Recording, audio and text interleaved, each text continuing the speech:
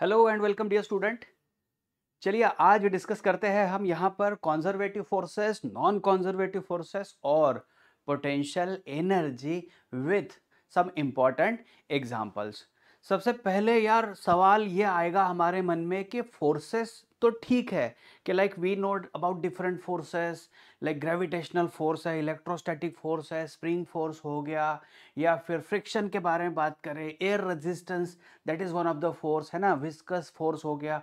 तो कई सारे फोर्सेस हैं, लेकिन इन फोर्सेस को बहुत बेहतरीन तरीके से ना दो कैटेगरीज में हम डिस्ट्रीब्यूट कर देते हैं। एक है कॉन्जर्वेटिव फोर्स और दूसरा होगा नॉन कॉन्जर्वेटिव। तो ये कॉन्जर्वेटिव और नॉन कॉन्जर्वेटिव इनको सेपरेट करने वाला एग्जैक्ट क्या पैरामीटर है उसको हम समझेंगे। बहुत ही यूनिक, देखिए बहुत ही यूनिकली यहाँ पर ये दो चीजें सेपरेट होती है, कॉन्जर्वेटिव और नॉन कॉन्जर्वेटिव। तो चलिए सबसे पहले हम बात करेंगे कॉन्जर्वेटिव पर, और तो कॉन्जर्वेटिव के लिए एग्जांपल ऐसे देखते हैं। तो बच्चों पहले हम बात करने वाले हैं अबाउट कॉन्जर्वेटिव फोर्स के बारे में। तो इसके लिए पहले एग्जांपल देखते हैं, और एग्जांपल देखिए कॉन्जर्वेटिव फोर्स को समझने के लिए हमें वर्क से रिलेटेड एग्जांपल लेना पड़ेगा। मतलब हमें पढ़ना है फोर्स, लेकिन हमें डिस्कस करना है फिलहाल में वर्क, और उस वर्क से रिलेटेड फिर कुछ पैरामीटर जो हमारे सामने आएंगे उससे हमें कंक्लूड करना पड़ेगा कुछ चीजों को। मैं यहां पर बच्चों दो लेवल्स ले लेता हूं। ये एक लेवल है मेरे लिए और ये दूसरी लेवल है। शुरुआत ऐसे करता है, मुझे इस पॉइंट से, मान लीजिए इसको ए कह देता हूं, मुझे पहुंचना है पॉइंट बी तक। मुझे लेवल देख लिए, दो लेवल्स है, इन दो लेवल के बीच का मैं सेपरेशन भी भले यहां पर दे देता हूं। इन दोनों लेवल के बीच का जो सेपरेशन है बच्चों वो मान के चलते हैं y है। ठीक है, दो लेवल के बीच का सेपरेशन जो है y है। या फिर आप इसे h की टर्म में, जैसे कि हाइट होता है तो हाइट के टर्म में भी ले सकते हो। चलिए y की जगह पर ये कन्वीनियंट हो जाएगा कि मैं h ले लूं। ठीक है, यहां तक आ गया। अभी मुझे क्या करना है, देखो मैं एक ऑब्जेक्ट ले लेता हूं, और ऑब्जेक्ट बहुत ही छोटा है, हालांकि एज इफ हमको ऐसा समझना है कि ब्लॉक छोटा है तो उसका पूरा के पूरा मास कॉन्सेंट्रेटेड है सेंटर पर, और इसी ब्लॉक को हमें अभी ले जाना है यहां से यहां तक। लेकिन मेरे सामने समस्या है, क्या मैं कैसे लेके जाऊं? या तो ऐसे लेके जाऊं, ये एक हो गया, या तो ऐसे और ऐसे लेके जाऊं, या तो ऐसे और ऐसे लेके जाओ, या फिर मेरे सामने इनफाइनाइट तरीके हो गए जहां से मैं इसको उठाकर पॉइंट बी तक ले जाऊं। आपको चीज समझ में आ रही है कि मुझे इस ब्लॉक को ए से लेकर बी तक ले जाना है, लेकिन मेरे सामने अनगिनत तरीके हो गए, इनफाइनाइट तरीके हो गए कि मैं अलग अलग पाथ से, समझ में आ रहा है, अलग अलग पाथ, PATH पाथ, पाथ से इसको ए से लेकर बी तक लेके जाओ।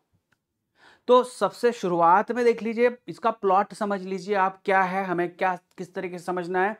मैंने एक बात बता दी है कि मुझे इस ऑब्जेक्ट को ए से लेकर बी तक लेके जाना है, लेकिन दूसरी चीज भी मैंने आपको बता दी है, I have various various path through which I can reach to location B. तो एक चीज इसमें जो इंपॉर्टेंट है, जो हमें आगे कंक्लूड करने के लिए इंपॉर्टेंट पड़ने वाली है, ये है पाथ, ये सीधा साधा वर्ड। ठीक है, फिर दूसरी चीज जो है इसको समझने के लिए हमें गहराई से ध्यान में रखना है। देखिए मेरा टारगेट जो है वो ये है कि मुझे ऑब्जेक्ट को ए से लेकर बी तक ले जाना ही जाना है।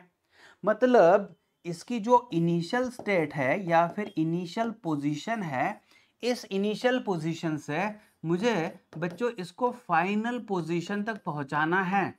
मतलब मेरे लिए एक टारगेट फिक्स हो गया है कि मैं किसी भी पाथ से जाऊं, लेकिन मेरे लिए इंपॉर्टेंट है इनिशियल एंड फाइनल पाथ। ये दो चीजें इंपॉर्टेंट है। मतलब मैं तरीका जो फॉलो कर रहा हूं, मुझे इनिशियल से फाइनल तक पहुंचना है। तो ये दो चीजें तो मेरे दिमाग में फिक्स हो गई है। अभी चलिए इसके एक्चुअल एग्जाम्पल पर आते हैं। तो बच्चों देखिए क्या होगा, इस पर एक फोर्स ले लेते हैं। जब जैसे अभी मैं देख रहा हूं यहां पर, तो एक mg जो कि इसका वेट जो डाउनवर्ड डायरेक्शन में होगा, है ना। तो mg मैंने ले लिया यहां पर which is in a downward direction. अच्छा, ये कहां से, कहीं पे भी जाओ बच्चों, आप यहां पर भी चले जाओ, कोई दिक्कत नहीं है। इसका जो वेट होगा mg that is always in a downward direction. और मैं पहले तो बात करने वाला हूं सिर्फ और सिर्फ ग्रेविटेशनल फोर्स के बारे में। तो मैं तीसरा चीज यहां पर एग्जाम्पल के तौर पर लेने वाला हूं, मैं यहां पर कंसिडर करने वाला हूं कौन सा, ग्रेविटेशनल फोर्स।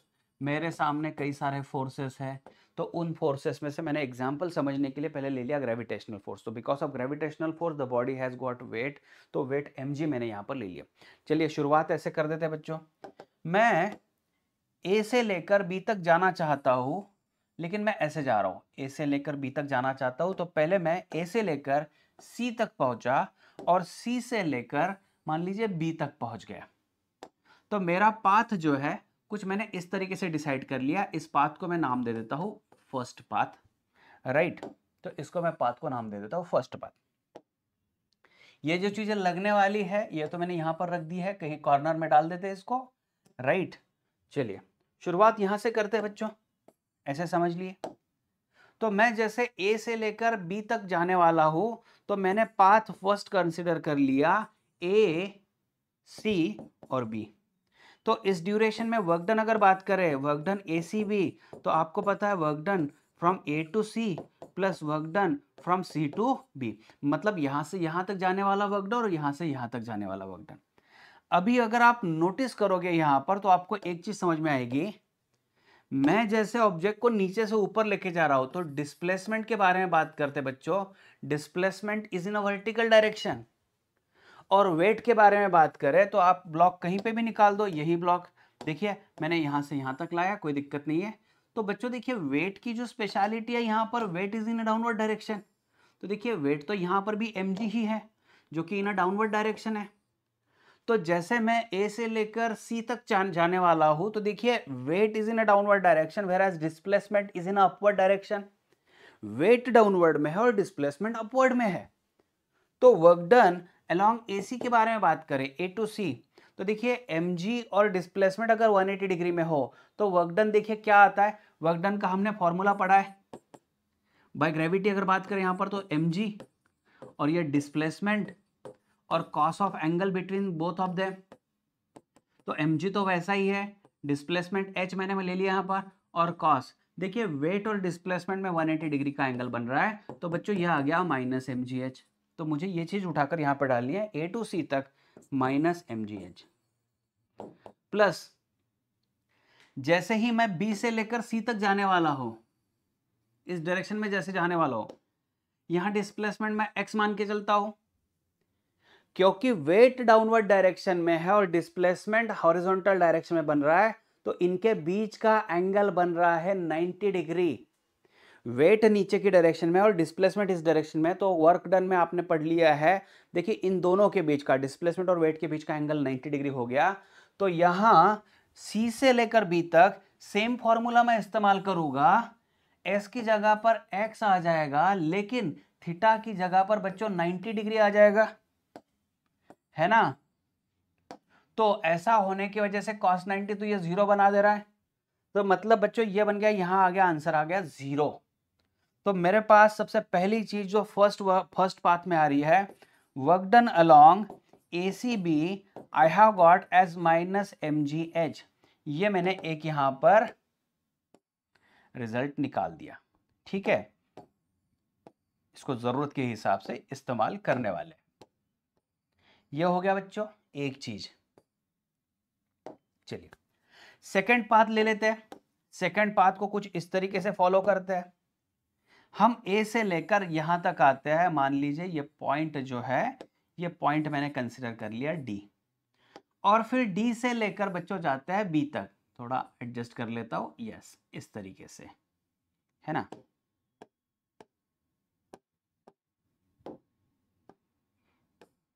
यस, तो बच्चों ये डी बन गया यहां पर।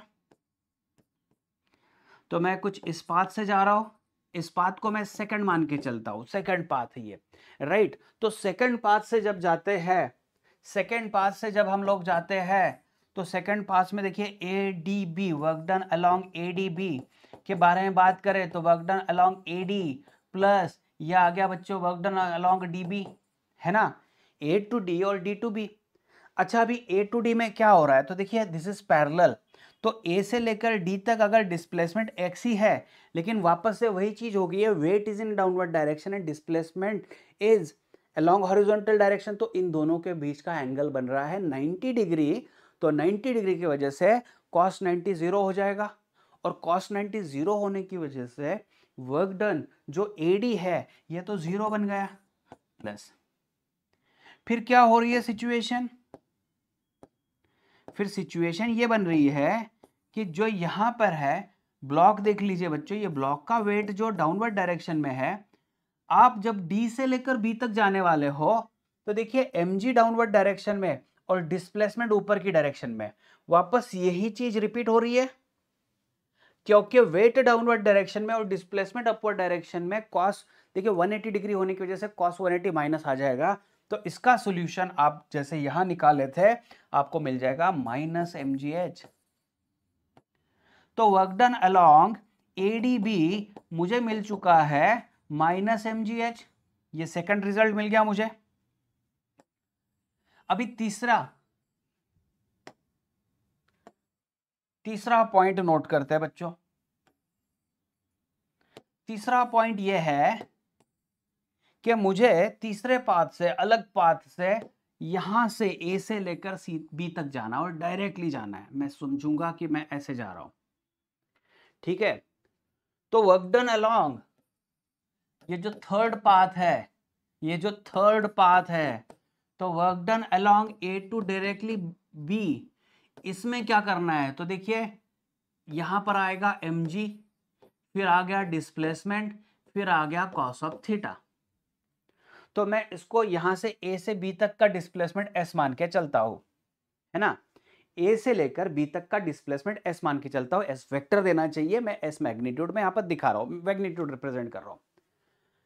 अच्छा अभी एंगल कितना है बच्चों, देख लो, ये mg देख लो डाउनवर्ड डायरेक्शन में है और डिस्प्लेसमेंट इस डायरेक्शन में है ना, तो इनके बीच का एंगल देख लो। तो मैं यहां अज्यूम करके चलता हूं कि मेरे पास यहां पर एंगल है थीटा, और यहां बच्चों यह एंगल होना चाहिए 90, तो डिस्प्लेसमेंट और mg इनके बीच का एंगल होना चाहिए, ये थीटा है, ये 90 है, तो देखिए ये आ गया mg, ये आ गया s, और ये आ गया cos 90 प्लस थीटा। समझ में आई बात, 90 plus theta. So work done along A B की बात करें तो mg s और cos 90 माइनस थीटा बच्चों होता है माइनस साइन ऑफ थीटा, तो माइनस आ गया mg और s और मल्टीप्लाई बाय इसको साइन थीटा। अभी आप तो बहुत मतलब यहाँ पे समझ गए होंगे कि यार यहाँ रिजल्ट कुछ अलग मिल रहा है, लेकिन कोई रिजल्ट अलग नहीं मिल रहा। आप थोड़ा गौर से देखो इसको, यहाँ इस ट्रायंगल को बच्चों देख लो, किस ट्रायंगल को, ए से लेकर बी तक, और देखिए ये x है और यहां पर ये h है और थीटा है, तो आपके सामने साइन थीटा जो बनने वाला है, क्योंकि ये s था तो sine theta opposite side divided by hypotenuse बनने वाला है। So h can be equal to s multiply by sine theta, है ना। तो मेरा जो result work done from A to B आ गया, तो देखिए s साइन थीटा को रिप्लेसमेंट मैं h से दे देता हूं, तो फाइनल रिजल्ट मिल गया मुझे, देखिए माइनस साइन इधर mg, और ये s और साइन थीटा जो था बच्चों ये था h। तो मेरे पास वापस से देख लीजिए रिजल्ट क्या मिला है, बहुत ही गहनता से समझ लो इसको, माइनस mgh, ये भी रिजल्ट देख लीजिए और ये भी रिजल्ट देख लीजिए। तो मैं जो बात आपसे करना चाह रहा हूं, हमने यहां पर एक टाइप का फोर्स अज्यूम करके ले लिया। आपको लगेगा सर आपने फ्रिक्शन क्यों नहीं लिया, मैं फ्रिक्शन को भी स्टडी करने वाला हूं। पहले हम लोग फील्ड से, देखिए मैंने दो कैटेगरीज में बात किया है, दो कैटेगरीज में फोर्सेस को डिवाइड कर देते हैं। तो सबसे पहला हम कंजर्वेटिव के बारे में बात करते हैं और उसमें कुछ एग्जांपल्स है, तो उस एग्जांपल में से एक एग्जांपल आपको समझ में आ जाएगा कि ग्रेविटेशनल फोर्स भी होता है। तो अभी बात क्या करना है, हमें कंजर्वेटिव फोर्स को बताना है, लेकिन समझ लो किस टर्म में, वर्क डन के टर्म में। तो आपने एक चीज बहुत अच्छी तरीके से नोट डाउन किया होगा कि जब मैं ए से बी तक जाने वाला हूं, I have considered different path, मैंने एक पाथ ये ले लिया फर्स्ट पाथ, फिर सेकंड पाथ, फिर थर्ड पाथ। आप तीनों के तीनों पार्ट्स में अगर गौर करोगे, ऑब्जर्व करोगे, एनालाइज करोगे तो एक चीज बहुत ही अच्छी तरीके से समझ में आ गई होगी बच्चों, और वो ये चीज है work done along first path, work done along second path, या फिर work done along third path. ये तीनों के तीनों वर्क डन यहां पर मुझे सेम दिख रहा है, और कितना दिख रहा है, हर एक में -mgh। देखिए वर्क डन बाय पाथ 1 अगर बात करें तो पाथ ए, सी और बी पूरा, तो ए सी भी लिख दो यहां पर। आपको पाथ 1 2 3 तो अभी तक समझ में आ गया होगा कौन है। हम वर्डिंगली बात कर रहे थे ए बी सी, या फिर ए डी बी, या फिर ए बी, तो तीनों के तीनों वर्क डन सेम आ रहे हैं। तो सबसे पहला कंक्लूजन देख लो यहां पर, work done bye conservative force is independent of path। ये क्या हो रहा है, work done by conservative force is independent of path, and हमें स्टेटमेंट्स को और कंटिन्यू कराना है यहां पर, तो जगह शायद थोड़ा कम पड़ जाए, तो मैं इसको आगे की स्क्रीन पर ले लूंगा, या जहां तक बनता है लिख लेते हैं। दूसरी चीज देखिए, it depends on final and initial position. मतलब अगर मैं बात करूं कंजर्वेटिव के बारे में, तो work done by conservative force is independent of path followed, right. Second, it depends on what, final and initial position. या तीसरी चीज अगर बात करो, तो ये फाइनल और इनिशियल की मैंने लेवल यहां पर निकाल दिया है। कई बार ये भी बच्चे कंफ्यूज जाते हैं कि ए से बी तक मतलब ये फाइनल है ये इनिशियल है, तो इनके बीच वाला ये ले ले, कभी नहीं लेना है। हमें दो लेवल चूज करना है, समझ लो, फाइनल और इनिशियल पोजीशन। ये फाइनल पोजीशन है मेरे लिए, ये इनिशियल पोजीशन है, तो इनकी मैंने हॉरिजॉन्टल लेवल्स निकाल दी। तो इन हॉरिजॉन्टल लेवल्स के बीच का मिनिमम डिस्टेंस अगर बात करें, परपेंडिकुलर डिस्टेंस बात करें, तो ये h ही था, and that will give you work done, right. Work के लिए आंसर दे देगा। फिर दूसरी चीज क्या है बच्चों, ये 2 पॉइंट तो हो गए, तीसरा पॉइंट मैं यहां पर नोट करवाता हूं। देखिए अगर मैं वापस से अभी मैं सिंपलेस्ट कर देता हूं, कोई कॉम्प्लिकेशन नहीं आएगा। यहां पर जो ब्लॉक है, उस ब्लॉक को मुझे यहां से उठाकर यहां ले जाना है, तो बहुत ही सिंपल सा टास्क है, यहां से उठाकर यहां तक ले जाना है। और क्योंकि हम लोग ग्रेविटी पर काम कर रहे हैं, तो ग्रेविटेशनल अगर फोर्स के बारे में बात करते हो, तो yes, mg is in a downward direction, और ये डिस्प्लेसमेंट है बच्चों ऊपर की डायरेक्शन में। इन दोनों के बीच का एंगल बात करें, तो ये आ गया 180 डिग्री।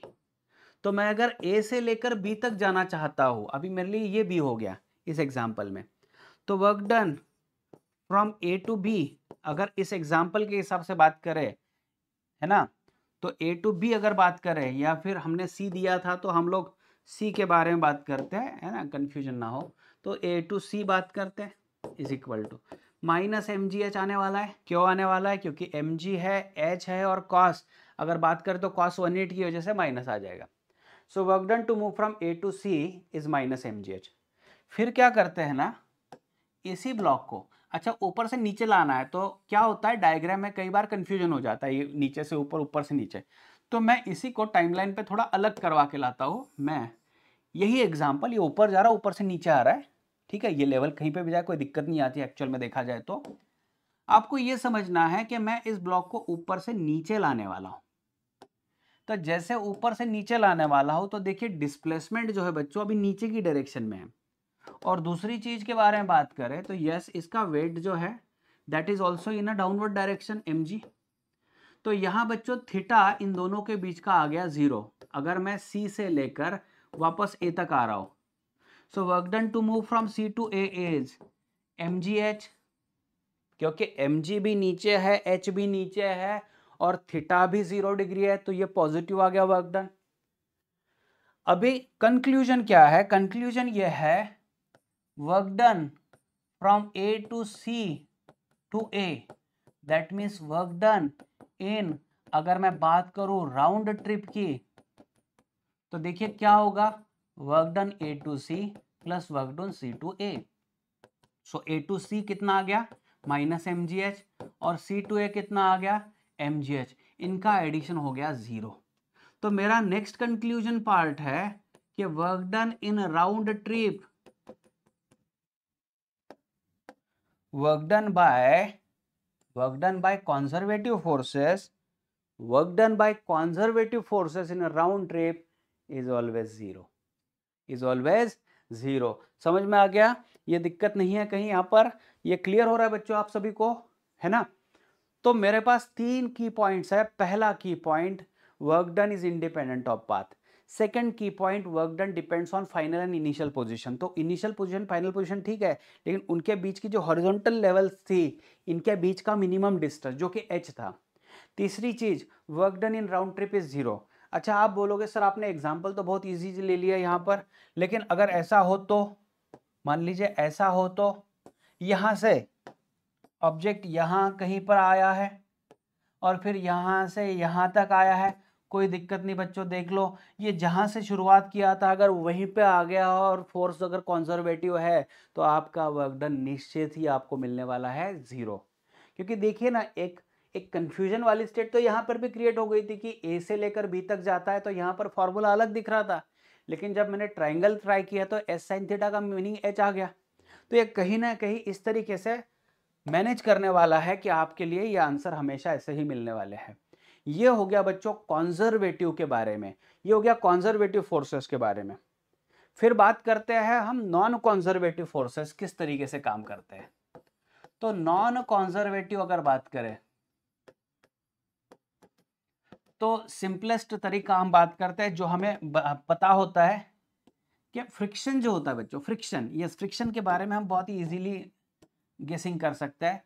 तो मैं ऐसे इमेजिन करता हूं, यहाँ मुझे 2 डायग्राम्स लगने वाली है तो मैं कॉपी पेस्ट करवा देता हूँ, ठीक है। तो अभी क्या हुआ ना, मैं इस ब्लॉक के बारे में सोचने वाला हूं कि that block has got displaced from one location, this location initial to final, यहां पर आ गया। वापस से ए और बी ही दे देते हैं, इसको ए बता देते हैं और बी बता देते हैं। डिस्प्लेसमेंट हो गया बच्चों एस, ठीक है, डिस्प्लेसमेंट हो गया एस। एस ले लेते हैं या फिर एल ले लेते हैं, इजी हो जाएगा। डिस्प्लेसमेंट एल हो गया ए से लेकर बी तक।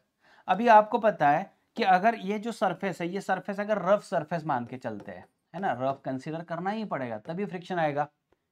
तो ए से लेकर बी तक जो जाने वाली प्रोसेस है, इस ड्यूरेशन में हुआ क्या कि जो फ्रिक्शन है, that friction must be having a tendency to oppose the relative motion, और इस तरीके से यह फ्रिक्शन ने खुद को एडजस्ट कर लिया इन अ बैकवर्ड डायरेक्शन।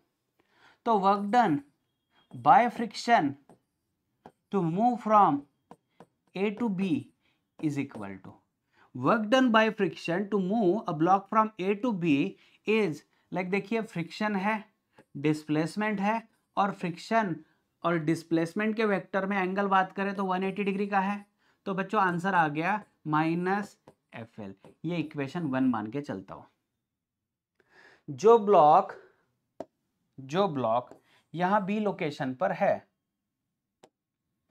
उसको वापस से इनिशियल स्टेज पर लाके रखना है। तो अभी डिस्प्लेसमेंट कुछ इस डायरेक्शन में होगा और अभी वापस से फ्रिक्शन की जो नेचुरल टेंडेंसी है to adjust itself exactly opposite to the relative motion, तो अभी ब्लॉक की टेंडेंसी रिलेटिव टू ग्राउंड जो है वो राइट मतलब इस साइड में जाने की है, राइट।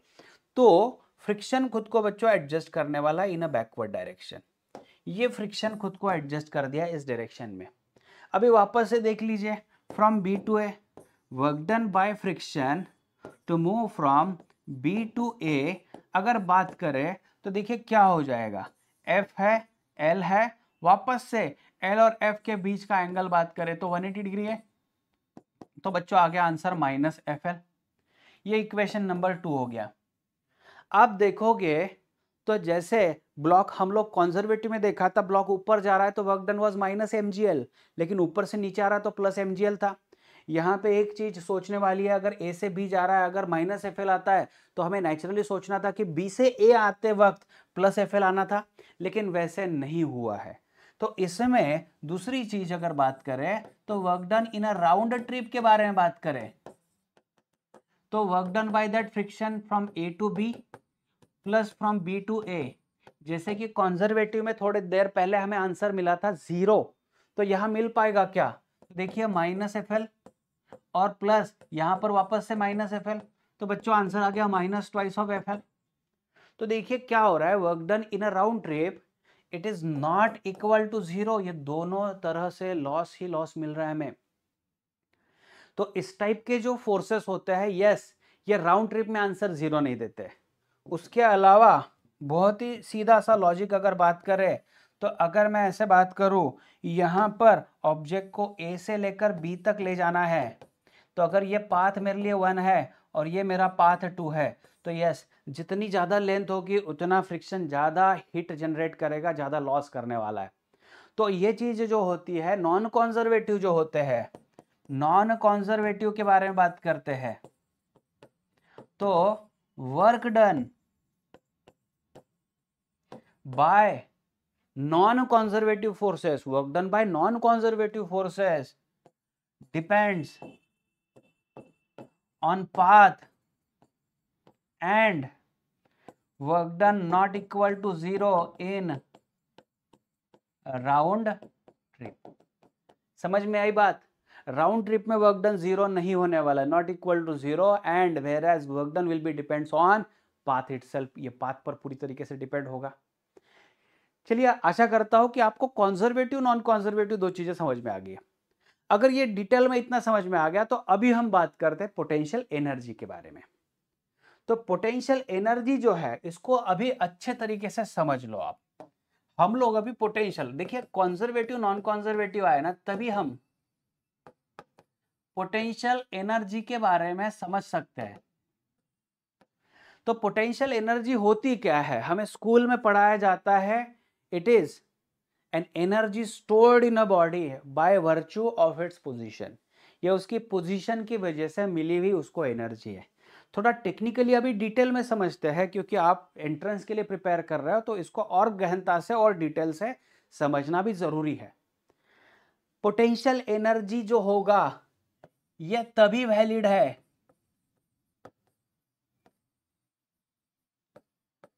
जब हम,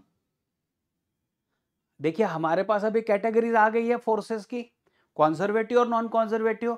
तो आपको ये चीज समझनी है बच्चों कि अगर पोटेंशियल एनर्जी की बात करें तो valid only for conservative forces.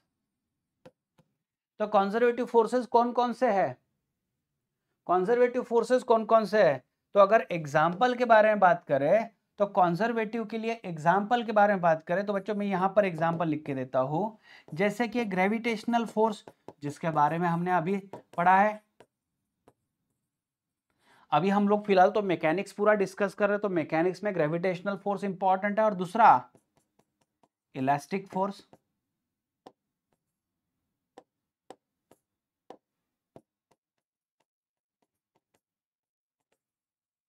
या फिर इसमें ही इसको ही कैटेगराइज करके फिर बाद में स्प्रिंग फोर्स भी बोल सकते हैं हम लोग, इलास्टिक फोर्स या फिर स्प्रिंग फोर्स। और नॉन मैकेनिकल बात करें कहां पर, तो इलेक्ट्रोस्टैटिक में बात करें तो यस, इलेक्ट्रोस्टैटिक फोर्स।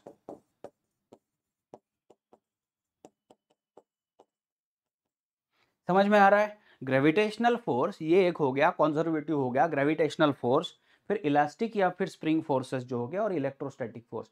हमें फिलहाल मैकेनिक्स में दो ही चीजों पर ज्यादा कॉन्सेंट्रेट करना पड़ेगा, फोकस करना पड़ेगा।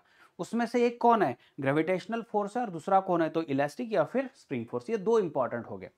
और नॉन कॉन्जर्वेटिव में कौन सा एग्जाम्पल है, तो ऑलरेडी हम फ्रिक्शन के बारे में बात कर चुके हैं, या फिर विस्कोसिटी के बारे में बात करते हैं, या फिर एयर रेजिस्टेंस के बारे में बात करते हैं। तो ये सारे एग्जाम्पल जो है बच्चों, ये पाथ डिपेंडेंट होते हैं, तो इसमें लॉस होता है एनर्जी का। ये एग्जाम्पल्स है। तो जैसे ही हम पोटेंशियल एनर्जी पर पहुंच चुके हैं, तो पोटेंशियल एनर्जी में गौर करने वाली बात यह है कि हम जब जब पोटेंशियल एनर्जी ये स्टेटमेंट, ये वर्ड लाने वाले हैं, तो इसमें एक चीज को बहुत अच्छे तरीके से समझ लो, इसकी वैलिडिटी ये तभी बात करना है जब किसी हम ग्रेविटेशनल फोर्स के बारे में बात करें। जैसे आप सॉरी, जब हम किसी कॉन्जर्वेटिव फोर्स के बारे में बात करें, जैसे कि एग्जांपल के तौर पर ग्रेविटेशनल फोर्स चैप्टर, ग्रेविटेशन से रिलेटेड एक चैप्टर है जिसमें पोटेंशियल एनर्जी आएगी। इलास्टिसिटी, मैकेनिकल प्रॉपर्टीज जो होता है सॉलिड से रिलेटेड, इलास्टिसिटी आ जाएगा, उसमें इलास्टिक पोटेंशियल एनर्जी है। या फिर ऑसिलेशन में आप स्प्रिंग जो एनर्जी स्टोर करके रखता है वो चीज़ आ जाएगी। इलेक्ट्रोस्टैटिक में इलेक्ट्रोस्टैटिक पोटेंशियल एनर्जी आ जाएगी। तो ये सारी जो चीज़ें हैं ये कहीं ना कहीं कॉन्जर्वेटिव से रिलेट कर रही है। Got it. Second, potential energy के बारे में बात करते हैं तो yes, it is stored energy. it is stored energy or it is stored energy due to its position। अभी ये statement by virtue of its position कहा जाता है, लेकिन इसको मैं थोड़ा एक्सप्लेन करूंगा डिटेल में, समझ लो पोजीशन मतलब क्या है। तो कई बार सारे एग्जाम्पल जो होते हैं वो यही होते हैं, जो टीचर भी पढ़ाते हैं वो यही होता है कि मान लीजिए अर्थ पर कोई ऑब्जेक्ट पड़ा हुआ है, ग्राउंड पर कोई ऑब्जेक्ट पड़ा हुआ है, तो यहां पर अगर ऑब्जेक्ट ये पड़ा हुआ है तो हम लोग डायरेक्टली बोल देते हैं कि इसका पोटेंशियल एनर्जी है 0। और जब इसको एक जगह से दूसरी जगह पर ले जाते हैं और ये ब्लॉक यहां पर आ गया बच्चों, कितनी हाइट पर, तो मान लीजिए h हाइट से मैंने डिस्प्लेस कर दिया, तो बताया जाता है potential energy is plus mgh। इन सारी चीजों में आपको ध्यान रखना है कि h is very very less compare to radius of earth. ये क्यों बता रहा हूं, या ग्रेविटेशन में आपको समझ में आ जाएगा। तो जो स्कूल से रिलेटेड वैलिडेशन था ये था कि हमने इस ऑब्जेक्ट की पोजीशन को स्टडी तो कर लिया, इस ऑब्जेक्ट की पोजीशन को स्टडी तो कर लिया, लेकिन ये पोजीशन का स्टडी जब हम लोग करते हैं, वी हैव कंसिडर्ड ग्राउंड, ये जो ग्राउंड है as a reference point, reference point के तौर पर ले लिया हमने उसको 0। अभी इमेजिन कर लीजिए रेफरेंस क्या होता है ना, ये रेफरेंस होता है क्या, कई सारी आपकी चीजें ना सिंप्लीफाई हो जाए, दिक्कत ना आए। तो बच्चों ये चीज समझनी है कि ग्राउंड को हमने हमारे कन्वीनियंस के हिसाब से 0 मान के चला है, वास्तविकता में वो 0 है क्या। तो आप ऐसे अज्यूम करके चलो, आप जहां कहीं भी हो, मान लीजिए रास्ता है ना, इस रास्ते पर हम लोग यहां पर खड़े हैं, तो किसी ऑब्जेक्ट को हमने उठा लिया है, तो उठा लिया मतलब ग्राउंड से इसकी पोजीशन शिफ्ट करा ली बिकॉज ऑफ इट्स पोजीशन। तो अभी पोजीशन मैंने चेंज करा ली, आपकी जो कोई भी हाइट बनती है उस हाइट पर आपने इस ब्लॉक को रेज कर दिया। तो रेज करके अगर होल्ड कर दिया, जैसे ये पेन को होल्ड करके रख दिया, तो मैं बोलूंगा यार इसके पास जो है वो पोटेंशियल एनर्जी है। लेकिन पोटेंशियल एनर्जी वास्तविकता में है क्या, वास्तविकता में है क्या, तो आप इसको समझ लो, जो स्टेटमेंट मैं देने वाला उसको समझ लो। यहां पर कंजर्वेटिव फोर्स कौन है, जो आप लगा रहे हो वो है नहीं, आपने वर्क डन किया, लेकिन वर्क डन के लिए नॉट नेसेसरी कि किसी चीज ने वर्क डन किया भी हो, समझ लो आपने इसको उठाया है, that means as an external agent, external body, you have done some work, you have perform some work. लेकिन यहां देखिए ग्रेविटी के अगेंस्ट भी तो वर्क हुआ है। ये पेन जब ऊपर आया, जो मैंने कंजर्वेटिव में पढ़ाया है, जो पेन जो ऊपर आ रहा है, तो देखिए gravitational work done by gravity was negative mgh। तो कहीं ना कहीं निगेटिव वर्क डन जो है, that is work done against gravity जो है, निगेटिव वर्क डन मतलब वर्क डन अगेंस्ट ग्रेविटी जो है, that is stored as a potential energy. तो सेकेंड स्टेटमेंट बच्चों समझ लो इसको, यहां पर वर्क डन against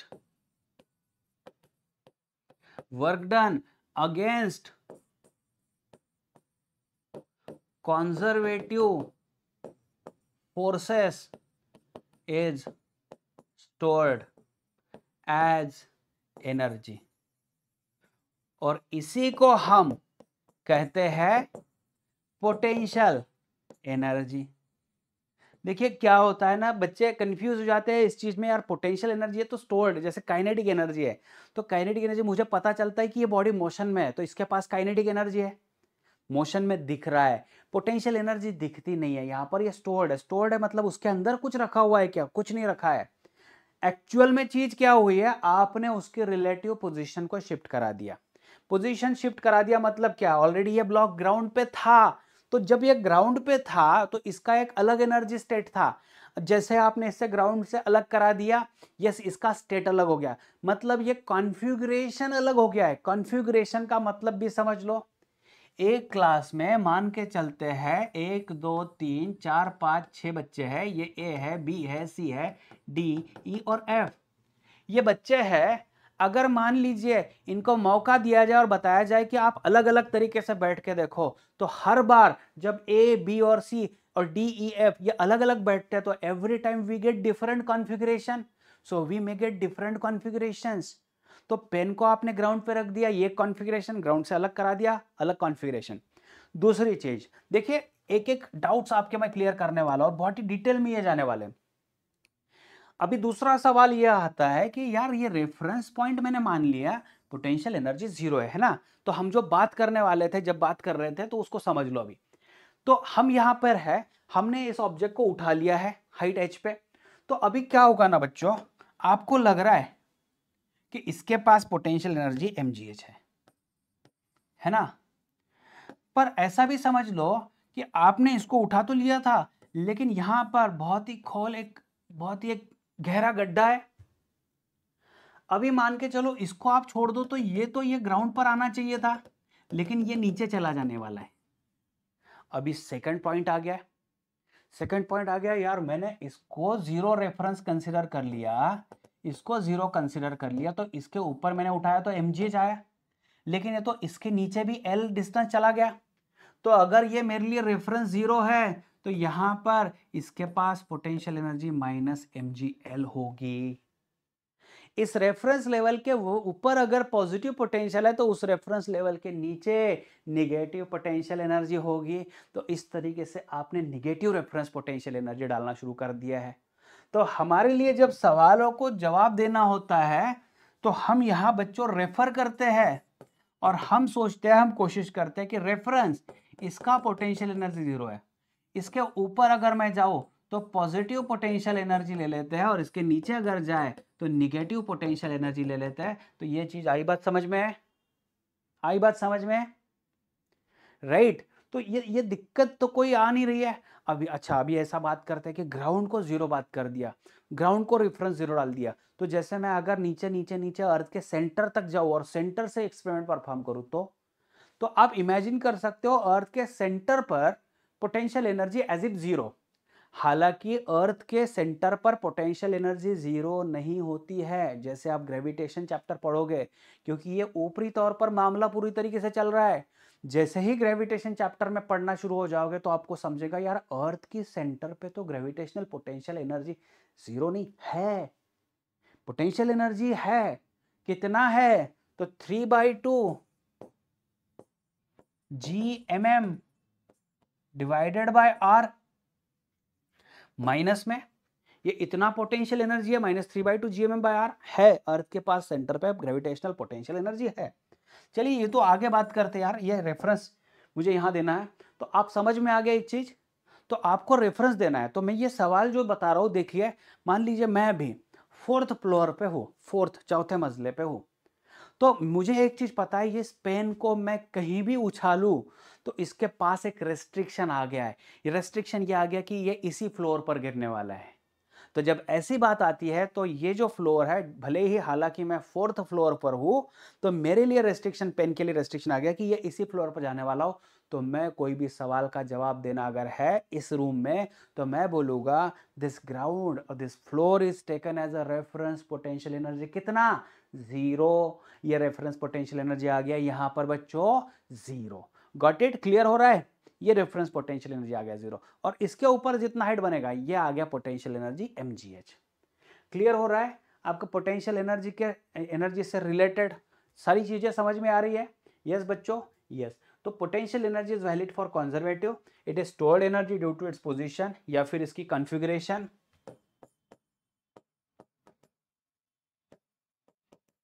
इस पर डिपेंड करता है। Work done against conservative force is stored as a energy. Work done against conservative forces is stored as a energy. तो पोटेंशियल एनर्जी में अभी, अच्छा अभी कंजर्वेटिव बात करें तो कंजर्वेटिव हम लोग तीन ऑलरेडी चीजें बात कर दी है, ग्रेविटेशनल है, इलेक्ट्रोस्टैटिक है और स्प्रिंग फोर्स या फिर इलास्टिक पोटेंशियल एनर्जी है, तो उसके बारे में भी हमें एक एक करके जानना है। तो पोटेंशियल एनर्जी जो होगा, इससे रिलेशन अगर एक बात कर ले तो रिलेशन के बारे में बात करते हैं। तो रिलेशन देख लीजिए क्या होगा। रिलेशन तैयार करते हैं between work done and potential energy. तो समझ लो यहां पर रेफरेंस पोटेंशियल एनर्जी है 0, तो यहां का रेफरेंस पोटेंशियल एनर्जी जो होगा वो बच्चों हो जाएगा plus mgh, because of its position, plus mgh, right. तो ये प्लस mgh आ गया। तो कैसे आ गया देख लो, यहां पर हमने यहां से नीचे से ऊपर लेके गए थे ब्लॉक को, तो क्योंकि क्या हुआ ना, ये जो है ग्रेविटी mg नीचे की डायरेक्शन और डिस्प्लेसमेंट ऊपर की डायरेक्शन में, जो कि यहां पर h है।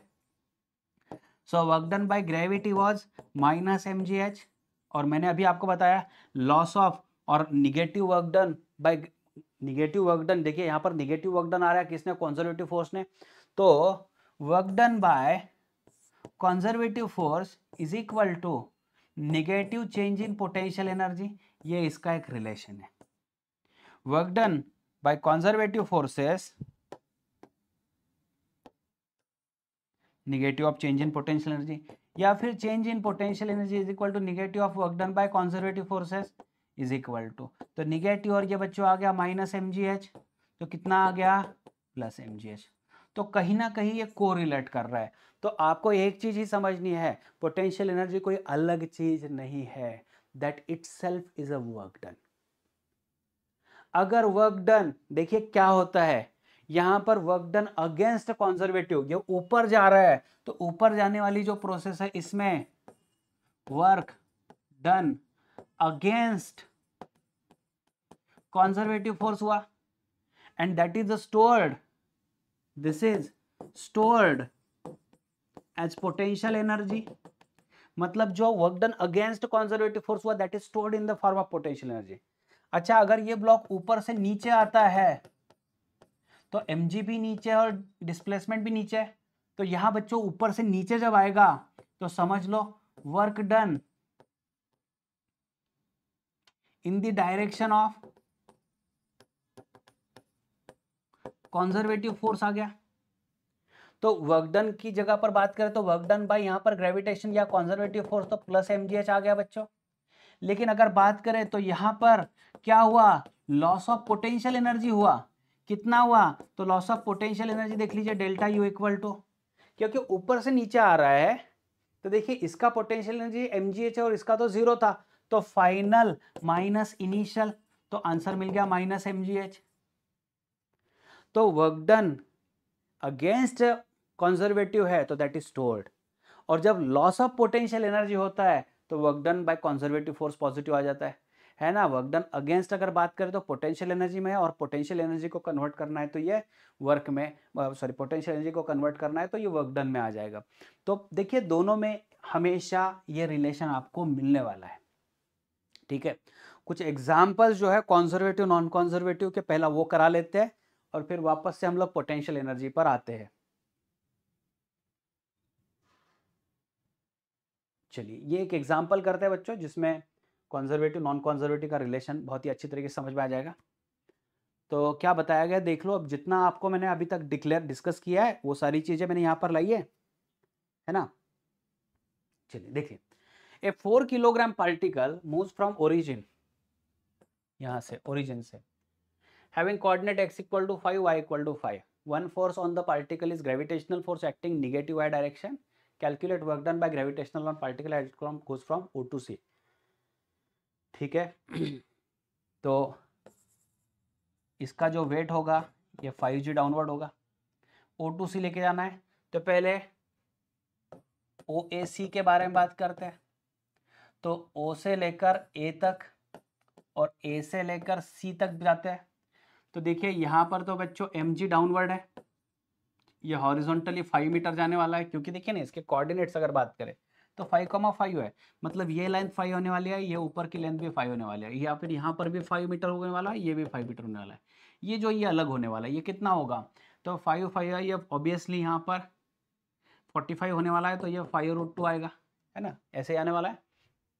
5√2। तो पहले हम लोग ओ से ए से सी तक जाते हैं, तो ओ से सी ए तक यहाँ तक जाने वाले हैं, W work done O A equal to 0 आएगा, क्योंकि एम जी और डिस्प्लेसमेंट अपोजिट है। ए से लेकर जब सी तक जाते हैं तो देखिए क्या होता है, ऑब्जेक्ट का जो वेट है डाउनवर्ड डायरेक्शन में और डिस्प्लेसमेंट ऊपर है, तो work done along A C के बारे में बात करते हैं, तो minus M G into displacement, तो माइनस 5g और डिस्प्लेसमेंट बच्चों 5 है, तो ये आ गया माइनस 250 जूल। ऐसे ही है ना, पार्टिकल 4 किलोग्राम वाला है, सॉरी पार्टिकल 4 किलोग्राम है ना, तो 4g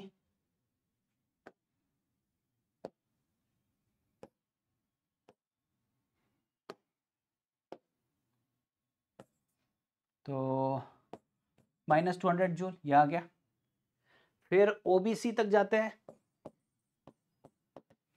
ओ से लेकर बी तक, बी से लेकर सी तक। यहाँ पर तो वर्क डन अलोंग बीसी अगर बात करें तो 0 आ जाएगा, क्योंकि देख लीजिए ना वेट डाउनवर्ड डायरेक्शन में और डिस्प्लेसमेंट इस डायरेक्शन में, तो ये 90 डिग्री आ गया, ये 0 हो गया। ओ से लेकर बी तक क्या होगा, तो एम जी डाउनवर्ड डायरेक्शन में और डिस्प्लेसमेंट ऊपर की डायरेक्शन में, so work done along O B minus M G S, तो यही तो चीज़ मिल रही है माइनस एम जी एस, मतलब माइनस 200 जूल मिल गया। फिर लास्ट में ओ से लेकर सी तक जाते हैं, तो देखिए एम जी डाउनवर्ड डायरेक्शन में ये 45 डिग्री है और ये 90 डिग्री है, डिस्प्लेसमेंट जो है 5√2 बन रहा है, तो वर्क डन अलोंग ओ सी बात करें तो एम जी डिस्प्लेसमेंट और कॉस ऑफ 90 प्लस 45 आ जाएगा, तो ये बच्चों कॉस ऑफ अगर बात करें तो माइनस हो जाएगा एम जी एस और ये साइन 45 आ जाएगा, एम जी और डिस्प्लेसमेंट है 5√2, ये साइन 45 1/√2। तो किसी भी पाथ से अगर बात करें तो work done is always we are getting as a minus 200 joule, ये आंसर सही है, ठीक है, तो आप ये निकाल सकते हो। दूसरा एग्जाम्पल करते हैं, consider a force F is equal to 2y_i, ये आई कैप चाहिए और यहाँ पर x² j कैप चाहिए, x and y are in meter, calculate the work done to move particle from O to A to C and OBC and OC। तो पहले एक example कर लेते हैं, यहाँ पर अगर बात करें O to A to C, OAC के बारे में बात करते हैं, तो सबसे पहले मुझे तो वर्क डन के लिए फॉर्मूला तैयार करना पड़ेगा। किस तरीके से फॉर्मूला तैयार करें, देखिए पहले तो ये फोर्स देख लो बच्चों, इसको लिख लेता हूं मैं, ये आई कैप और ये जे कैप वेरिएबल है, तो work done is integration of F bar dot d s bar ले लेते, तो इंटीग्रेशन एफ बार कितना है, तो 2y आई कैप प्लस x² जे कैप और डी एस बार मतलब dx आई कैप प्लस dy जे कैप, तो इनका देख लीजिए क्या हो जाएगा, ये 2y है ना, 2y आई कैप और ये dx, क्योंकि आई कैप डॉट आई कैप ही 1 होगा, प्लस इंटीग्रेशन x² जे कैप डॉट जे कैप मतलब x² dy। कहाँ से कहाँ तक करना है तो वो बाद में हम लोग करते हैं, इसको इंटीग्रेशन करवाते हैं, क्योंकि यहाँ हम लोग dx के बारे में बात करें तो dx का वेरिएबल अगर बात करें तो यस कैसे भी जाना हो तो हम लोग को 0 से 5 तक ही जाना है, और y के बारे में बात करें तो यस हमको o से लेकर c तक जाना है, तो y में भी 5 का ही डिफरेंस पड़ने वाला है, तो इसको फिलहाल ऐसे रख देते हैं, जब जरूरत पड़ेगी तो हम लोग यूज़ करेंगे, लेकिन लिमिट तो 0 to 5 और 0 to 5 ही आने वाला है। सबसे पहले बात करते हैं OAC के बारे में, जैसे हम लोग O से लेकर C तक जाते हैं तो पहले हम लोग को O से A तक जाना पड़ेगा, O से लेकर A तक जाना पड़ेगा। देखिए अगर कोऑर्डिनेट्स वाइज देखें तो यहाँ पर x की वैल्यू बढ़ रही है लेकिन y की वैल्यू 0 है।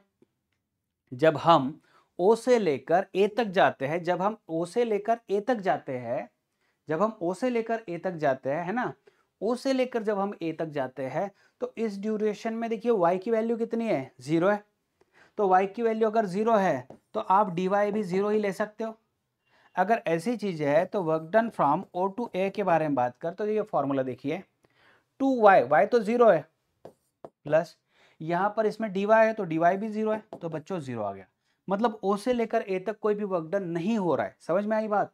देखिए क्या हुआ, O से लेकर A तक जा रहा है तो y में कोई चेंज नहीं है, तो y यहाँ पर 0 ही बन रहा है क्योंकि y की कोऑर्डिनेट चेंज नहीं हुआ है, लेकिन y अगर 0 है तो dy भी 0 है। ठीक है। अच्छा अगर मैं यहाँ से यहाँ तक जाऊँ, कहाँ से, A से लेकर C तक, तो देखिए क्या होगा, यहाँ पर x की वैल्यू जो है ये 5 दैट इज कांस्टेंट, क्योंकि हम लोग नीचे से ऊपर तक जा रहे हैं, यहाँ से यहाँ तक जा रहे हैं। तो y अगर कांस्टेंट है तो x अगर कांस्टेंट है, x की वैल्यू अगर कांस्टेंट है तो मेरा जो चेंज है वो y से होने वाला है। तो यहाँ x अगर कांस्टेंट है तो dx की वैल्यू आ गई है 0, dx की वैल्यू आ गई 0। y में कुछ चेंज हो रहा है क्या? तो यस, y 0 से लेकर 5 तक चेंज होने वाला है। तो वर्क डन O2C के बारे में बात करें तो यही फॉर्मूला, देखिए dx 0 है तो पहली क्वांटिटी मेरी 0 आ जाएगी, प्लस यहाँ पर देख लीजिए एक्स स्क्वायर और dy 0 to 5, तो एक्स स्क्वायर बाहर निकल जाएगा और इंटीग्रेशन dy इज y, तो एक्स स्क्वायर, एक्स की वैल्यू तो 5 है, कांस्टेंट थी, तो 5 का स्क्वायर और y अपर लिमिट डाल दिया 125 जूल। तो देखिए O से लेकर A से लेकर C तक अगर बात करें, O से A और A से C तक बात करें, तो टोटल वर्क डन OAC आ गया 125 जूल। यहां पर इस पाथ पर आंसर आ गया 125। फिर सेकंड बात करते हैं। सेकंड में हम जाते हैं O से B और B से C तक। O से पहला B तक जाते हैं तो इस पर काम करते हैं और फिर B से लेकर C तक जाते हैं। अभी करना क्या देख लीजिए, O से लेकर B तक जब जा रहा हूं मैं, तो क्या चीज कांस्टेंट बन रही है, कुछ दिख रहा है?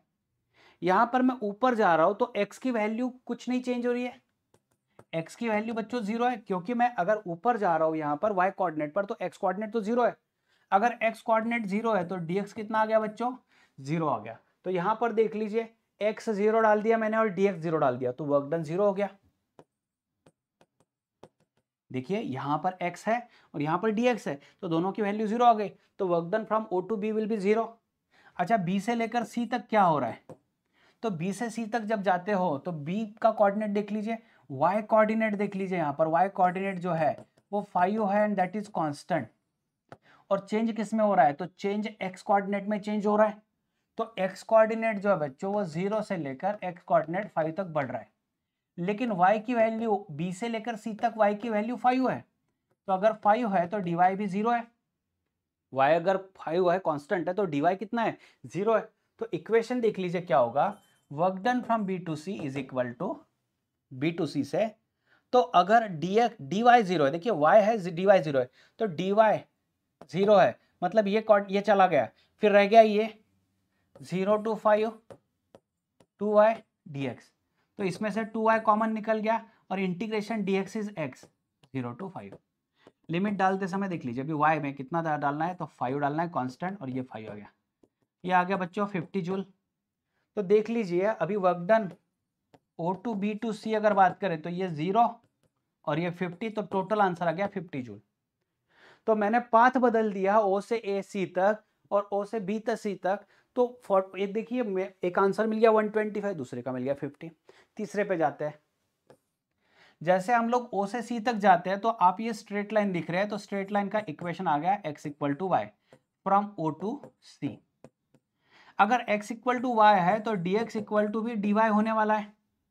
अगर ऐसे है तो मेरा जो इक्वेशन है 0 to 5 यहाँ पर 2 y की जगह पर मैं x लिख सकता हूँ और dx है ही यहाँ पर, क्योंकि यहाँ पर 0 to 5 x स्क्वायर है और dy है, तो dy की जगह पर मैं dx लिख सकता हूँ।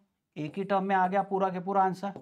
तो ये आ गया बच्चों ट्वाइस ऑफ x dx, मतलब twice x square by 2 integration हो गया इसका 0 to 5, प्लस देखिए इंटीग्रेशन x स्क्वायर तो x क्यूब बाई 3 आ गया 0 to 5, ये 2 तो कैंसिल हो गया, ये आ गया 25 प्लस 1/3, ये आ गया 125, 75 प्लस 125 डिवाइडेड बाय 3, तो ये आ गया बच्चों 200 डिवाइडेड बाय 3।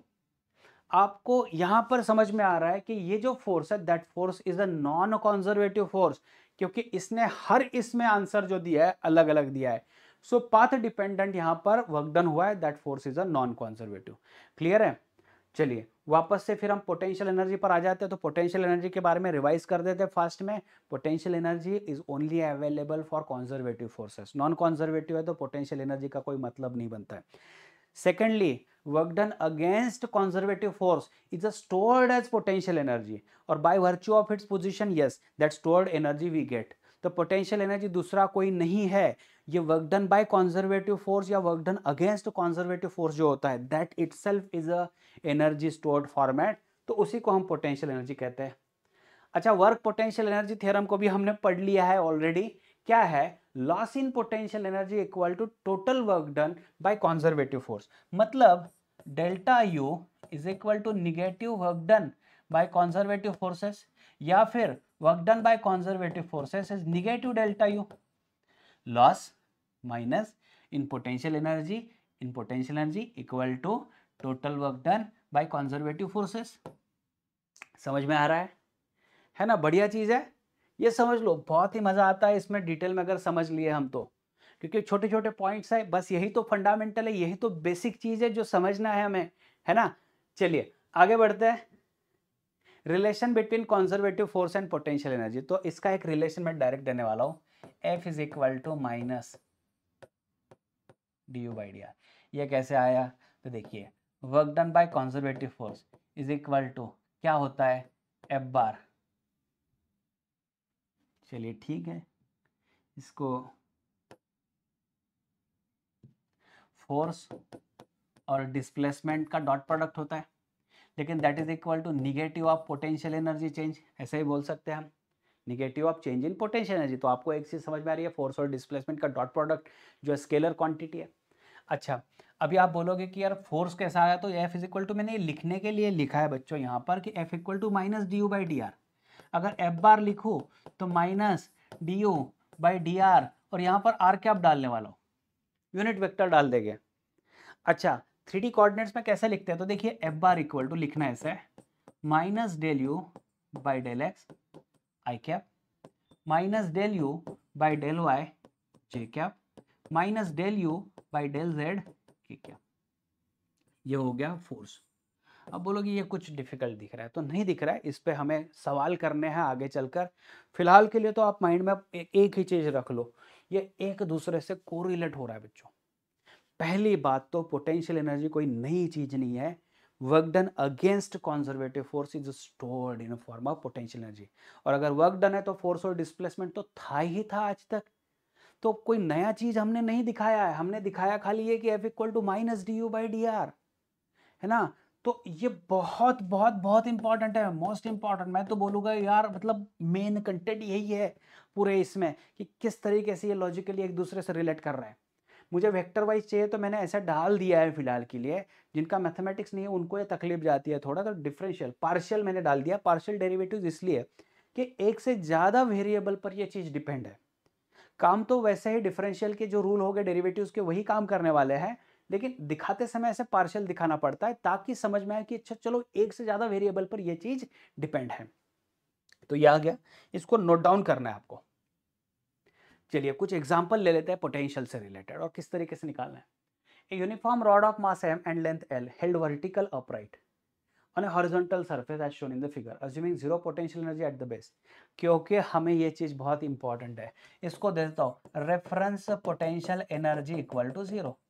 अच्छा, ये रॉड है तो रॉड का आंसर कैसे? तो मैं इमेजिन करता हूँ एक छोटा सा एलिमेंट जो कि मास है इसका dm, ये ग्राउंड से y हाइट की है, y हाइट पर है, और इसका जो थिकनेस है बच्चों वो है dy। हालांकि हमें पता है कि ये पूरा के पूरा रॉड जो है इसका मास m था और पूरे रॉड का लेंथ l था। सबसे पहला टास्क dm कितना?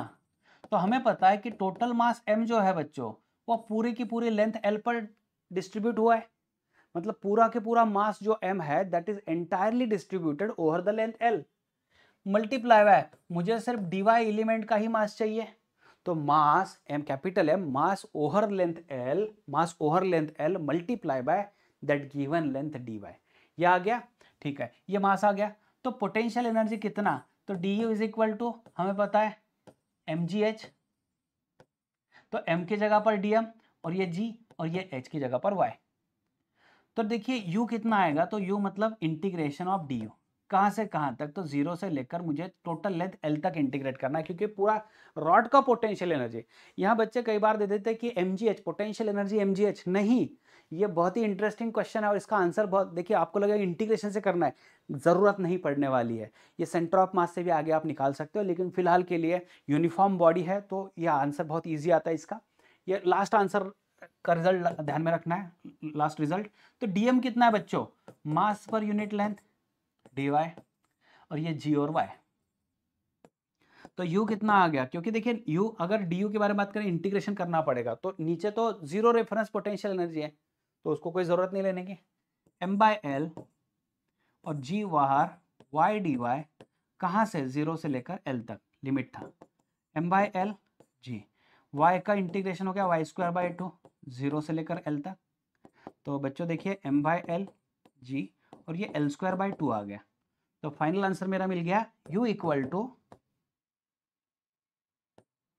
mgl/2 या फिर u इक्वल टू 1/2 mgl। तो ये किस तरीके से काम कर रहा है, यूनिफॉर्म होने की वजह से it will work as if the entire mass is concentrated at the centre which is located at distance l/2, और टोटल पूरा के पूरा जो रॉड दिख रहा है, that entire rod has been replaced by a single point, और कहाँ रखा है, तो इसके सेंटर ऑफ मास पे रखा होगा। सेंटर ऑफ मास कहाँ पर है, तो ये यहाँ पर होना चाहिए, है ना, यहाँ पर होना चाहिए, ऐसे मान के चलते हैं, यहाँ पर कॉन्सेंट्रेटेड है एंड एट l/2 डिस्टेंस, तो इसके पास पोटेंशियल एनर्जी आ गई mgl/2। अच्छा, ये एक एग्जांपल है जिसमें अ plate of mass m and breadth b and a is initial, breadth a is initially lying horizontally with length parallel to the floor and breadth perpendicular. Find the work done to erect it on its breadth side. तो एक चीज इतना ध्यान में रख लो, अभी जो हमने पढ़ा है बस उसी के हिसाब से, इसका सेंटर ऑफ मास यहां मान के चलो, तो ग्राउंड से कितना दूर है, a/2, और जब इसको खड़ा कर देंगे तो ये सेंटर ऑफ मास यहां पर आ गया, तो ग्राउंड से कितना दूर है, b/2। तो इसका initial potential energy mg a/2, और इसका final potential energy mg b/2। तो चेंज इन पोटेंशियल एनर्जी कितना आ रहा है, u2 माइनस u1, तो mg b/2 minus mg a/2, तो चेंज हो गया बच्चों mg/2, वापस निकाल दो बाहर b माइनस a। तो यह आ गया यहाँ पर चेंज इन पोटेंशियल एनर्जी। तो work done to erect it, अभी देख लो क्या होता है, work done to erect it. अगर क्वेश्चन होता work done by conservative forces, तो यह आ गया negative of change in potential energy. तो वर्क डन बाय कंजर्वेटिव कौन, तो ग्रेविटी है, तो यह आंसर आ गया होता -mg/2 b माइनस ए। और दूसरी चीज अभी यहां पर पढ़नी है, work done by external force, क्योंकि यही चीज किसने की है, तो एक्सटर्नल फोर्स ने, किसी को तो ताकत लगानी पड़ी होगी इसको खड़ा करने में, तो जिस किसी ने वर्क डन किया है, work done by external is equal to, आपको डालना है सिर्फ change in potential energy. Work done by external force is equal to कितना डालना है, चेंज इन पोटेंशियल एनर्जी। और इन सारी चीजों को करते समय हमने बहुत ही स्लोली इसको रेज किया, तो काइनेटिक एनर्जी वाला कोई कंसर्न फिलहाल तो यहाँ पर नहीं है। क्लियर हो रहा है बच्चों यहाँ पर। तो ये एक चीज ऐड करा दी मैंने, work done by conservative force है तो negative of change in potential energy, but अगर work done by external force के बारे में बात करें, अब बोलोगे यार ये कैसा हुआ, देखिए ग्रेविटी के अगेंस्ट ही काम करना है, तो किसी ना किसी को, जैसे अभी तक हमने बात किया कि एक ऑब्जेक्ट को हमने ऊपर ला दिया और हम बात कर रहे हैं वर्क डन अगेंस्ट ग्रेविटी की, तो ठीक है भाई, इसको ऊपर लाने में तो कोई एक्सटर्नल फोर्स है, तो एक्सटर्नल फोर्स क्या कर रहा है, तो ग्रेविटी नीचे खींच रहा है, तो पेन नीचे जाना चाहिए, मैंने इसको ऊपर होल्ड करके रखा है, दैट मींस ग्रेविटी के against equal and opposite force I must have applied. तो इस लॉजिक के बेस पर अगर बात करें तो कंजर्वेटिव और ये एक्सटर्नल तो एक दूसरे के इक्वल अपोजिट यहां पर हम दे सकते हैं। तो ये डेल्टा यू आ गया बच्चों, तो वर्क डन बाय एक्सटर्नल कितना आ गया, mg/2 b माइनस ए। ठीक हो रहा है, राइट। चलो आगे बढ़ते हैं। तो यहां देख लीजिए, अगर रेफरेंस पोटेंशियल एनर्जी ग्राउंड की मैं 0 मानता हूं तो इस डायग्राम में पोटेंशियल एनर्जी 0 आ जाएगी। ये पूरा के पूरा चेन हॉरिजॉन्टल हुआ है तो यहाँ का पोटेंशियल एनर्जी mgh आने वाला है, और यहाँ पर as if entire mass is concentrated at the centre, जैसे हमने इंटीग्रेशन किया है एट डिस्टेंस l/2 मान के चलते हैं, तो पोटेंशियल एनर्जी इसका आ गया mg l/2। यह भी हमने क्लियर किया है। ठीक है, ये 3 चीजें हो गई। चलिए और एक क्वेश्चन करा लेते हैं। A chain of length l and mass m lies of the surface of a smooth hemisphere of radius r greater than l with one end tied to the top of a hemisphere। यहाँ पर इसको बांध के रख दिया है किसी ने, ठीक है, और इसको खुला छोड़ दिया है। तो सरफेस जो है स्मूथ है, मतलब फ्रिक्शन वाला कोई रोल नहीं है कि इसको होल्ड करके रखेगा, तो इसने ऊपर वाले ने होल्ड करके रख दिया। क्वेश्चन है taking base of the hemisphere as a reference line. तो बेस को रेफरेंस लाइन मतलब 0 के हिसाब से मान के चलते हैं। Find the gravitational potential energy of chain. तो इसमें जो बच्चे JEE के लिए प्रिपेयर कर रहे हैं उनके लिए काफ़ी अच्छा है। मान के चलिए विथ वर्टिकल ये जो चेन है, तो कोई एक छोटा सा एलिमेंट मैं मान के चलता हूँ, ये छोटा सा एलिमेंट जिसका मास है dm, कितना है निकाल दे, that is at an angle theta, और ये मैं छोटा सा एंगल ले लेता हूँ d थीटा, क्योंकि ये रेडियस r ही होने वाली है, ये भी रेडियस r ही होने वाली है। तो जो एलिमेंट है छोटा सा आगे, इसका एलिमेंट का लेंथ कितना बच्चों, तो dl equal to r d theta आ जाएगा। सही है, क्योंकि देखिए ना आप सर्कल के हिसाब से बात करो तो आर्क लेंथ यहाँ पर मिल गई है, तो एंगल यहाँ पर दिख रहा है theta, arc length by radius, तो arc length is equal to radius into d theta.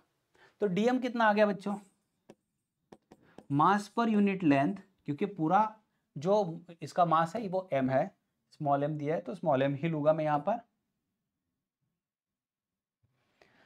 मास पर unit length into given length, that is mass पर unit length into given length कितना बन रहा है, आर डी थीटा बन रहा है, ये आ गया। अभी जो छोटा सा एलिमेंट है ये ग्राउंड से कितना ऊपर है, ये जो छोटा सा एलिमेंट है मान लीजिए ग्राउंड से y डिस्टेंस के ऊपर है। अच्छा लेते समय कैसे लेना है, यहाँ पर थीटा लेना है, थीटा प्लस डी थीटा लेना है, या फिर डी थीटा लेना है। तो समझ लो ओरिजिनल एलिमेंट अगर बात करें तो एंगल थीटा बड़ा है, that D theta is very small, तो हमको उसको निग्लेक्ट करना है इस टाइप में। तो यहाँ पर y अगर बात करें तो y के बारे में बात करें तो कुछ इस तरीके से समझ लीजिए इसको। तो इसका हाइट, इस एलिमेंट का हाइट अगर मैं मानूं y, तो मैं कुछ इस तरीके से समझूंगा, ये जो y है यहां से यहां तक y मान के चलूंगा। तो इस ट्रायंगल में देख लो आप, ये थीटा है, यहां से यहां तक r है और ये y है, तो कितना आएगा cos theta adjacent by hypotenuse, so y can be equal to r cos theta. चलिए, तो potential energy du is equal to, potential energy du is equal to dm, देखिए मास m g और h की जगह पर y, so du is equal to mass पर unit length into given length was r d theta, और ये g multiply by y की जगह पर बच्चों आ गया r cos थीटा। ठीक है, तो m बाय एल, g बाहर निकाल देते और ये r स्क्वायर आ गया, और यहाँ पर आ गया cos थीटा d थीटा, ये आ गया du। अच्छा u कितना, तो इंटीग्रेट करना है, कहाँ से कहाँ तक करना है वो भी समझ लो आप। तो यहाँ पर du में अगर बात करें तो m बाय एल, जी और r स्क्वायर ये तो कॉमन निकल जाएगा, और इंटीग्रेशन के अंदर आ गया cos थीटा d थीटा। कहाँ से कहाँ तक, तो मैं अगर यहाँ पे देखो इस पॉइंट को अगर बात करूँ तो ये पॉइंट का एंगल अगर बात करें, देखिए इस पॉइंट को देखता हूँ तो विथ वर्टिकल थीटा वाज 0, यहाँ से चेन यहाँ तक है, तो यहाँ तक है, तो यहाँ तक है, तो चेन ये एंगल कितना बनने वाला है, ये टोटल एंगल कितना बनने वाला है, तो phi equal to arc upon radius. तो 0 से लेकर, या फिर थीटा था तो थीटा 0 से लेकर फाई तक, 0 से लेकर फाई तक, तो 0 से लेकर फाई तक मतलब क्या हुआ, 0 से लेकर यहाँ तक फाई मैंने दे दिया, तो फाई का मीनिंग एल बाय आर आ गया। तो यहाँ लिमिट डाल देता हूं मैं 0 से लेकर एल बाय आर तक कॉस थीटा डी थीटा, तो कितना आ गया m by l g r square cos theta, integration of cos theta is sine theta.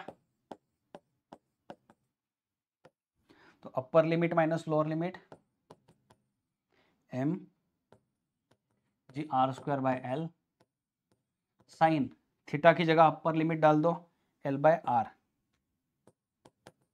Minus sine of 0।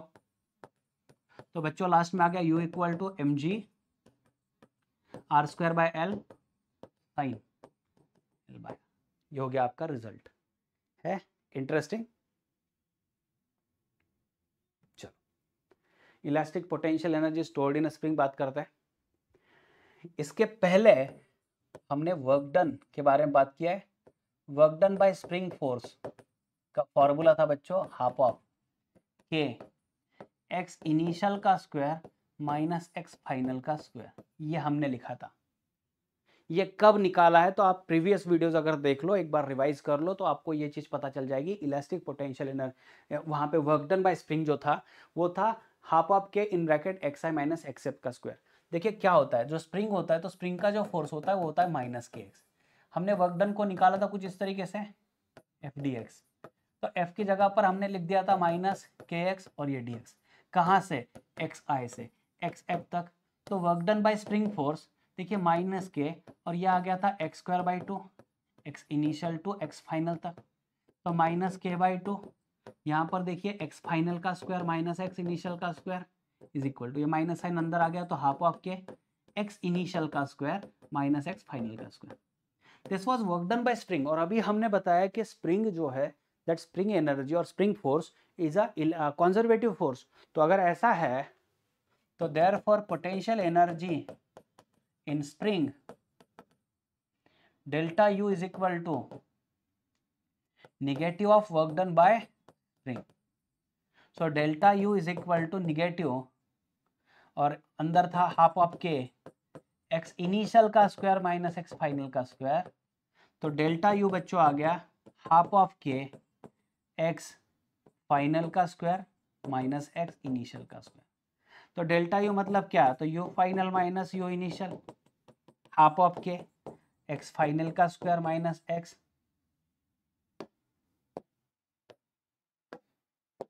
Half of K X initial का स्क्वायर, राइट।